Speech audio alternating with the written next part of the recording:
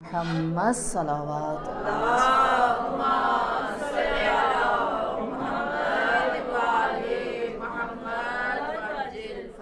وعلى أهل بيته الطيبين الطاهرين المعصومين المظلومين سيما بقية الله في أرض روحي وأرواحنا الفداء. أما بعد، فقد قال الله تبارك وتعالى في القرآن المجيد والفرقان الحميد: بسم الله الرحمن الرحيم. إنا أعطيناك الكوثر فصل لربك وانحر إن شأنئك هو الأبتر. صلوات اللهم صل على محمد وآل محمد وعجل فرج. ایام فاطمیہ جو مخصوص ایام فاطمۃ الزہرا کی ذات سے ایسے منسوب، جن میں ہم انشاءاللہ اس بات کی کوشش کرتے ہیں کہ ہم سیرت، اقوال، خطبات اور حیات رسول اور ما بعد رسول جو اسلام کی کیفیت رہی اس کے اوپر غور کریں. انشاءاللہ 5 دن آپ کو زحمت سماعت دوں گی. کوشش یہ ہوگی بالخصوص آج کی مجلس میں کہ کچھ سوالات جو ہم سب کے ذہنوں میں ہوتے ہیں یا کھڑے ہوتے ہیں اور ہم ان سوالات کو کسی طرح خاموش کر دیتے ہیں، ان کا جواب دیا جائے کہ ہم ایام فاطمیہ مناتے ہی کیوں ہیں. کیا ہمارے لیے 2.25 مہینے اہل بیت کا ذکر کرنے کے لیے کافی نہیں ہے؟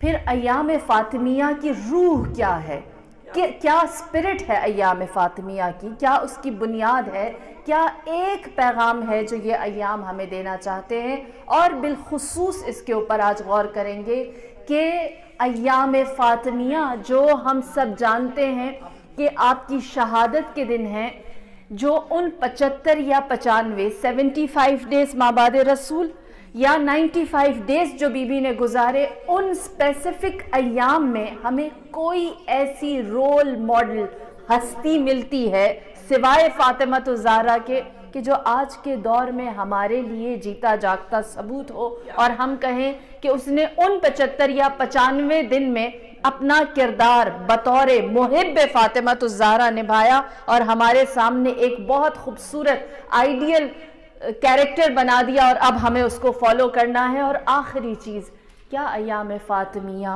یا کوئی بھی مجلس یا ایسے ذکر کو کرنا صرف کسب ثواب ہے، یعنی آخرت ہے، یا اس میں دنیا بھی ہے؟ کیا اس کے اندر دنیا کے لیے بھی کچھ ملتا ہے؟ کیا یہ ہماری دنیا کو، مادیت کو بھی بناتی ہے، یا یہ صرف آخرت کے لیے عمل پانے والا ایک فعل ہے؟ لہٰذا پہلی بات سے میں آغاز کروں گی، ایام فاطمیہ ہے کیا؟ ایام فاطمیہ کا اگر ایک چھوٹا سا تعارف ہم دینا چاہیں تو کسی نے بہت خوبصورت ایک بات کہی کہ الملک یبقی بالکفر ولا یبقی بالظلم. جب کسی بھی جگہ کی بقا دیکھی جاتی ہے تو اس کی بقا کفر سے ہو سکتی ہے، ظلم سے نہیں ہو سکتی. اگر کوئی کفر کرے، انکار کرے تو اس سے ممکن ہے، لیکن ظلم کے ساتھ ایسا ہرگز نہیں.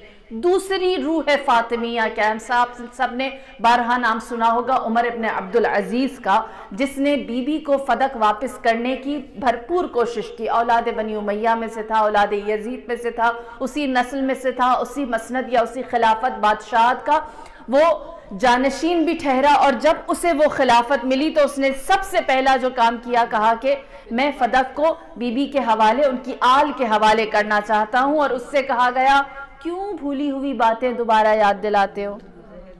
جس چیز کو دفنا دیا گیا اسے زندہ کیوں کرتے ہو؟ اپنے اور اپنے خاندان کے لیے مشکلات کیوں کھڑی کرتے ہو؟ بات ہو گئی، رات گئی، بات گئی، ختم سب کچھ، اب قصہ تمام ہو چکا. تو اس نے اس کے جواب میں کیا کہا، جو آج میرا اور آپ کے لیے روح ایام فاطمیہ ہے؟ اس نے کہا، علمت، میں جانتا ہوں، وجہلتم، اور تم نہیں جانتے. ہاں، وذکرت ونسیتم، میں یاد رکھتا ہوں اور تم بھلا دینے والوں میں سے ہو. ایام فاطمیہ علم کا نام ہے، ذکر کا نام ہے. ना फरामोशी है और ना ही जहालत है। याद रखना है, जिक्र करना है, फरामोशी में नहीं डाल देना। तारीख के वो औराक जहां पर सुतून इस्लाम को हिला दिया गया, हम इजाजत नहीं देंगे कि इसे ताक़ निस्यां पर रख दिया जाए और कहा जाए जो हुआ था उसके ऊपर खाक डाल दी जाए। यही वजह है कि हम अपने आप को अय्याम फातिमिया से जब मुंसलिक करते हैं तो जिक्र के लिए और इल्म के लिए, और कुफ्र को तो कबूल कर लेंगे, जुल्म ना इंसाफी को कबूल नहीं करते। और यही वजह है कि ये अय्याम जो आप सब जानते हैं, रहलत रसूल अल्लाह कब हुई? 28 सफ़र। और शहादत फातिमा ज़हरा कब हुई? या 13 जमादी उस्सानी 75 डेज, या फिर 3 जमादी अव्वल 3 जमादी उस्सानी 95 डेज, या 75 दिन बीबी जी हैं या 95 दिन बीबी जी हैं। ये 75 और 95 दिनों के अंदर ऐसा क्या हुआ, ऐसा क्या हुआ, जबकि ठहर जाएं, जबकि हम जानते हैं रसूल अल्लाह ने बिस्तरे रहलत पर एक खबर दी थी और कहा था, बीबी के कान में कुछ ऐसा कि फातिमा मुस्कुराई थी, हम सब जानते हैं। और उस मुस्कुराहट को देखकर सब हैरान हुए थे कि रसूल बिस्तर पर हैं, कान में कुछ कहते हैं, बेटी मुस्कुराती है।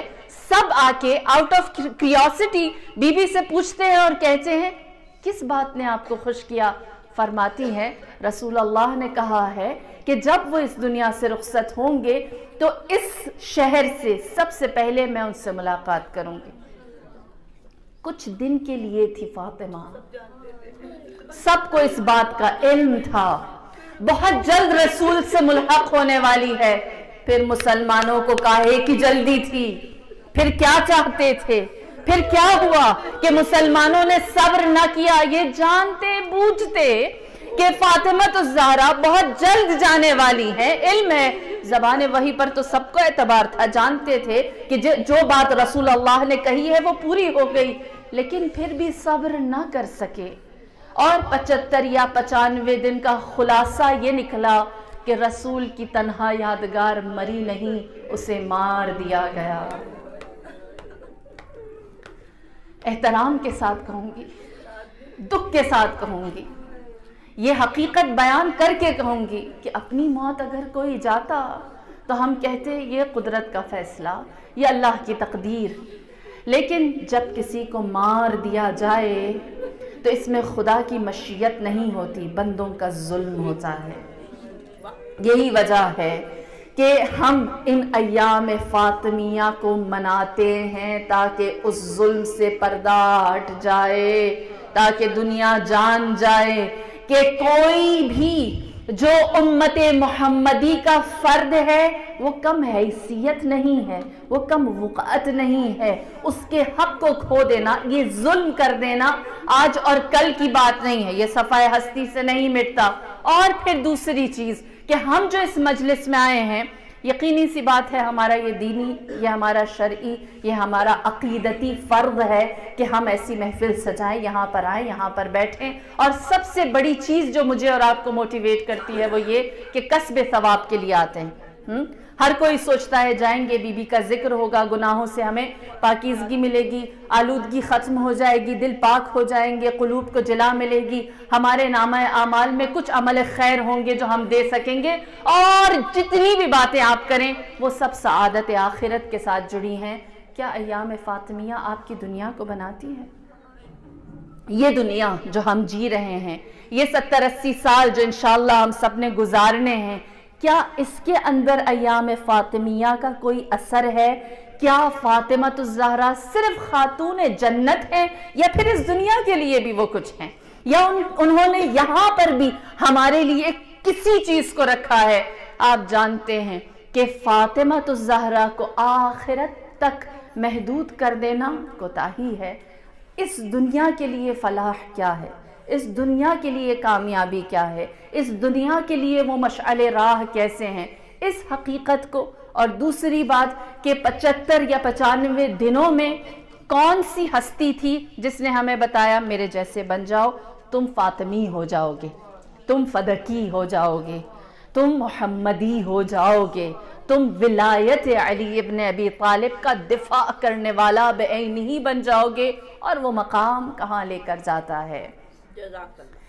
یہ ایام، پہلی چیز ہم سب جانتے ہیں کہ جو تاریخ میں سب سے خوبصورت چیز جس نے مجھے اور آپ کو جھنجھوڑ کر رکھ دیا اور ہمارے لیے ہدایت کا یا ہمارے لیے انقلاب کا یا موٹیویشن کا باعث بنا، پلٹ کر ہم تاریخ میں دیکھیں تو وہ سر فہرست جو نام آتا ہے وہ 72 شہداء کا ہے۔ جنگ احد بھی ہوئی، جنگ بدر بھی ہوئی، حنین بھی ہوئی، خیبر بھی ہوئی، خندق بھی ہوئی۔ کیا آپ ان کا نام لے کر اپنے آپ کو موٹیویٹ کرتے ہیں؟ لیکن جو کربلا میں ہوا کوئی مقایسہ نہیں ہے۔ جو کربلا والوں نے دیا وہ جنگ اور تھی۔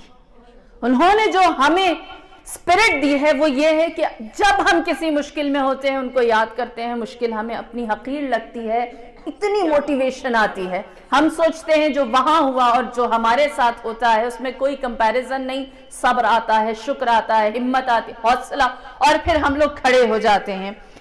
وہ جو 72 کا کام تھا جس نے ہمیں موٹیویشن دی، اور ان 72 کے وسیلے سے یہ مجلس بنی، ہم آج یہاں پر آ کر بیٹھ گئے، اور پھر یہ 72 ہمیں لے کر کہاں جاتے ہیں؟ بطفیل فاطمۃ الزہرا، یہ ہمیں لیڈ کہاں کرتے ہیں؟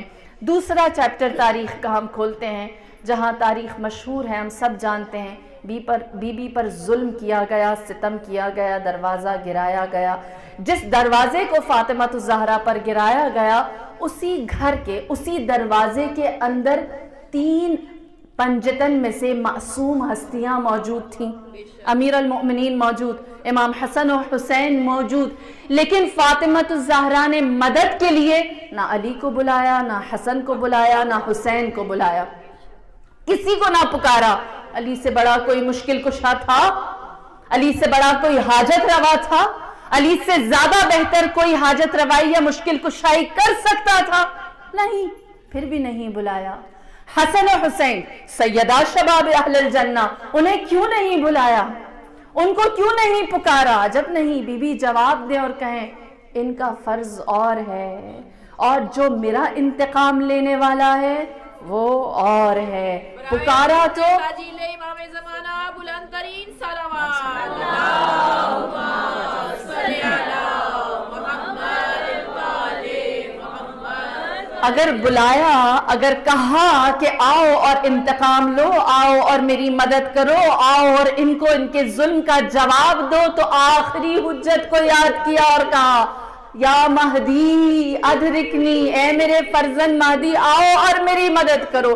جو وہاں موجود نہیں تھے، جو صفحہ ہستی پر ظاہر نہیں ہوئے تھے، جن کی امامت کا آغاز نہیں ہوا تھا، فاطمۃ الزہرا نے بتایا یہ 72 کا میدان سجائے گا، اور اس 72 کے طفیل میری یہ پکار، یہ ایام فاطمیہ تمہیں 313 تک پہنچائے گی۔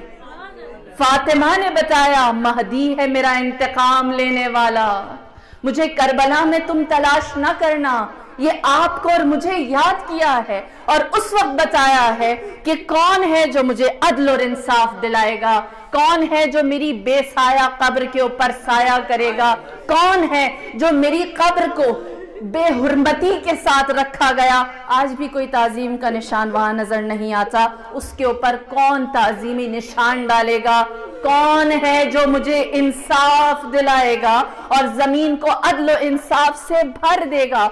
اس وقت بتایا کہ اے شیعوں، تمہارا سفر جو 72 سے انسپریشن اور موٹیویشن ملے گی، اس کا انجام 313 پر ہو۔ یہ ایام فاطمیہ یا مہدی ادرکنی ہے، جو بی بی نے در و دیوار کے درمیان جس کو پکارا، آپ کو وہاں پہنچانا چاہتی ہیں، آپ کو ان کی یاد میں رکھتی ہیں، آپ کو ان کے ذکر میں رکھتی ہیں، اور ہمیں بتا دیا کہ اپنے آپ کو 313 میں شامل کرو۔ اور دوسرے سوال کا جواب کہ کون تھی وہ جس نے اپنے آپ کو 313 میں یا مہدی ادرکنی سن کر شامل کر دیا، جس نے اپنا نام لکھوا دیا، جس نے اپنے آپ کو حق کنیزی فاطمۃ الزہرا ادا کر کے اس جگہ پہنچایا جو بی بی کی پکار تھی۔ آپ نے بارہا سن رکھا ہوگا امام کا لشکر دنیا کا روئے ارض کا صفحہ ہستی کا بہترین لشکر ہوگا، جس میں موجود جتنے بھی اصحاب و آوان امام کے ساتھ ہوں گے، بالخصوص 313 ان کا کمپیریزن اگر دنیا کے دوسرے لشکروں کے ساتھ کیا جائے تو بدر کا لشکر سب سے بہترین تھا۔ بدر کے 40 مجاہدین کے برابر ایک امام کے سپاہی کے پاس طاقت، حکمت، علم ہوگی۔ ہاں 40 کے برابر امام کے ایک سپاہی کے پاس طاقت بھی ہوگی، علم بھی اور حکمت بھی، سب موجود ہوگا، تبھی وہ اس لشکر کا سپاہ سالار یا اس لشکر کا سپاہی بنے گا۔ اور خوش آئند بات یہ ہے کہ وہ لشکر جس میں 313 امام کے قریبی ساتھی ہوں گے، ان 313 میں 50 خواتین ہیں، 50 خواتین ہیں، اور ان 50 خواتین میں سے ایک خاتون ایسی ہے جس نے یہ 75 اور 95 دن فاطمۃ الزہرا سے منہ نہیں موڑا، حق کنیزی ادا کیا۔ جناب ایمن وہ کنیز ہے فاطمۃ الزہرا کی، جس نے ڈٹ کر معاملہ فدق پر، معاملہ ولایت علی ابن ابی طالب اور وصیت رسول خدا کے اجرا ہونے میں، ان تینوں چیزوں میں ڈٹ کر بی بی کا ساتھ دیا، اور ساتھ کیسا دیا، اور کیسا ساتھ دیا کہ بی بی نے فرمایا جب میرا مہدی انتقام لینے کے لیے ظہور کرے گا، اے ایمن ہم تمہیں تمہاری قبر سے اٹھائیں گے اور ان کے لشکر میں شامل کر دیں گے۔ یہ 75-95 دن کی آئیڈیل ہستی ہے جو آپ کے لیے موجود ہے، جو آپ جانتے ہیں، جو آپ کے درمیان ہے، جس نے رجعت کرنی ہے، واپس آنا ہے، پلٹنا ہے، امام کے لشکر میں خود کو شامل کرنا ہے، یا آسان الفاظ میں کہوں یہ وہ ایک حقیقی کردار ہے، حقیقی وجود ہے، جس نے 72 سے 313 کا سفر کامیابی کے ساتھ کیا۔ 72 سے 313 کا سفر کامیابی کے ساتھ کیا، اور اس کے لیے دلیل جو تھی کہ یہ کامیابی کی سند کہاں سے ملتی ہے، 75-95 دن ہے۔ جب بی بی کا کوئی ساتھ نہ دیتا تھا، ایمن کھڑی تھی۔ میں رک کر یہاں آپ سے سوال کروں گی، ایمن کو یہ جو معراج ملی ہے کہ 313 میں ان کا نام شامل ہے، امام محمد باقر نے اس بات کا اعلان بھی کر دیا، بتا بھی دیا، اللہم صلی اللہ خبر بھی دے دی کہ یہ ان میں شامل ہوگی۔ ایمن کا بی بی کے ساتھ جو رشتہ تھا وہ کیا تھا؟ کنیز تھی، وہ خادمہ تھی۔ آپ کا رشتہ بی بی کے ساتھ کیا ہے؟ آپ بی بی سے کس طرح اپنے آپ کو مرتبط کرتی ہیں؟ وہ تھا کو اپنے سے جدا نہ کریں، ایمن کو تاریخ کے گوشوں میں نہیں دفنائیں۔ وہ کنیز تھی، آپ کیا ہیں؟ اس نے کیا کیا تھا جو آپ کر رہی ہیں؟ آپ کا رشتہ و ناتا بی بی کے ساتھ کیا اس سے مختلف ہے جو جناب ایمن نے بی بی کے ساتھ منسلک کیا تھا؟ کنیزی نے انہیں کہاں پہنچایا؟ آپ سب جانتے ہیں ایمن وہ ہستی تھی جو رسول اللہ سے اس طرح سے نزدیک تھی کہ رسول اللہ نے جب چاہا کہ اپنی ماں کی کمی کو دور کریں تو جناب ایمن کو پکارتے، کبھی بھی کنیز نہیں کہا۔ یہ فضیلت ہے ایمن کی کہ رسول اللہ نے عزت دی۔ کیا صرف عزت ایمن کو دی؟ کیا کسی اور کو ماں نہیں کہا؟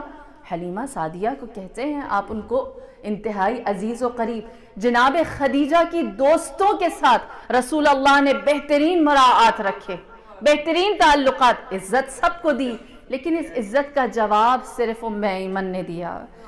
جواب کس طرح سے دیا؟ پہلی ہجرت ہوئی، ایمن رسول اللہ کے ہمراہ تشریف لے گئی، اپنے گھر کو ترک کیا، اور پھر جب آپ کے پاس شہادت اپنے شوہر کی شہادت، زید بن حارثہ کی شہادت کی خبر آئی تو رسول اللہ کے پاس جا کر کہا کہ آپ میرے لیے جو فیصلہ کریں وہ میرے لیے مناسب ہے۔ آپ نے فرمایا میں نے آپ کو راہ خدا میں آزاد کیا، آپ اپنے لیے جو اختیار کرنا چاہتی ہیں آپ کے لیے آزادی ہے۔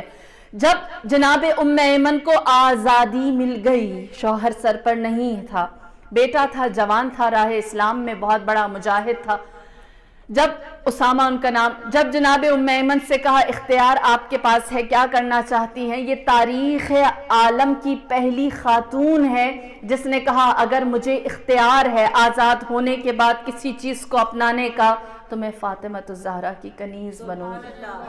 اپنی بیٹی سے کہیے مجھے اپنی کنیزی میں قبول کرنے ہیں۔ آپ سب جانتے ہیں کہ کنیز کو آزاد کرنے کا کتنا ثواب ہے، اور کنیز کے لیے آزاد ہونا کتنی بڑی بشارت ہے، لیکن خود پلٹ کر گئیں اور فرمایا کہ اے رسول اللہ میں چاہتی ہوں کنیزی فاطمہ الزہرا میں رہوں، اور پھر اس کے بعد حق کنیزی کو انجام دیا، ایسا انجام دیا کہ تاریخ کہتی ہے جب تک رسول اللہ کے ہمراہ جناب ام ایمن اور 10,000 مسلمان رہے۔ آپ سب جانتے ہیں رسول اللہ نے مکہ کیسے فتح کیا تھا، کثرت اعوان پر۔ آپ کے پاس بہت سارے سپورٹرز تھے، اتنے ساتھی تھے کہ معاویہ ابن ابی سفیان اور ابو سفیان اور اس کی تمام آس پاس کے جتنے بھی افراد تھے، انہوں نے رسول کی تعداد کو دیکھ کر کہا محمد اتنے ساتھی لے آیا ہے کہ اب ہم ان سے مقابلہ نہیں کر سکتے، سرنڈر ہو جاؤ۔ وہ رسول جس کے پاس کثرت اعوان تھی، ساتھیوں کی فراوانی تھی، جب اس رسول کی آنکھیں بند ہوئیں تو کیفیت یہ تھی کہ رسول کے جنازے پر 7 لوگوں نے شرکت کی۔ ایسی آنکھیں پھیری، 7 لوگوں نے رسول اللہ کی جنازے پر شرکت، اور اس کے بعد جتنے بھی لوگ تھے وہ ایسی آنکھیں پھیر گئے۔ انشاءاللہ میں تاریخ کے ان حوالوں کا آگے بھی ذکر کروں گی، مختصراً اتنا بیان کرتی چلوں۔ ایسی آنکھیں پھیر دیں رسول کی بیٹی سے، رسول کی نشانی سے، رسول کے احکامات سے، کہ وہ دروازہ جو حکم رسول سے، حکم قرآن سے مسجد کی طرف کھلا تھا، کہاں بند کر دو۔ وہ مؤذن جس کو رسول اللہ نے مقرر کیا تھا کہ یہ آذان کہے، اس کو تبدیل کر دیا گیا۔ اور وہ ہستی جس کا ہاتھ اٹھا کر نبی نے کہا تھا جس کا آج میں مولا ہوں کل اس کا علی مولا ہوگا، اس ہستی کو بھی برطرف کر دیا گیا۔ خود اپنے لیے معیارات سجا دیے گئے، اور صرف اتنا ہی نہیں، فاطمہ کو ایک اور خبر ملی کہ بی بی کے جتنے ملازمین ہیں وہ فدق سے ہٹا دیے گئے۔ دوسری طرف کہتے ہیں کہ جو مدینے کے غربا مساکین تھے وہ بی بی کے پاس آئے اور کہنے لگے اے فاطمہ رسول کے بعد آپ نے بھی آنکھیں پھیر دی۔ بی بی حیران ہوئی، سوال کیا میں کیوں غریبوں سے آنکھیں پھیروں گی؟ میں خدیجہ کی بیٹی ہوں، ام الصعالق۔ خدیجہ غریبوں کو کھانا کھلانے میں معروف تھی، میں رحمت للعالمین